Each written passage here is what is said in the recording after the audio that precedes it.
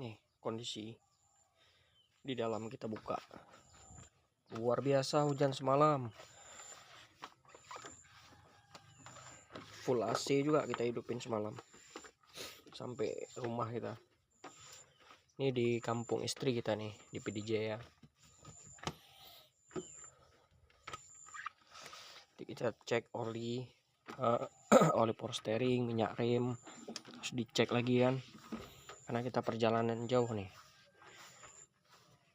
Jarak yang udah ditempuh kalau nggak salah dari Kuala Simpang ke Banda Aceh aja 500 kilo. Terus kita seminggu di sana, 1 minggu tuh setiap hari kita keluar jalan-jalan.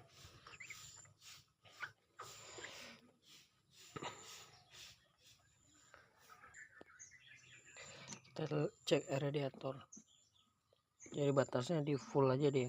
Ini kurang sedikit nih, kita tambahan sedikit.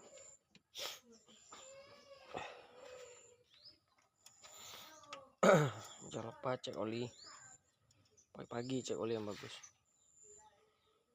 Masih di F.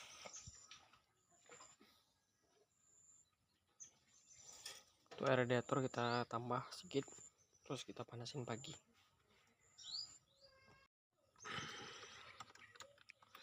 Kita panasin pagi, masih mesin dingin.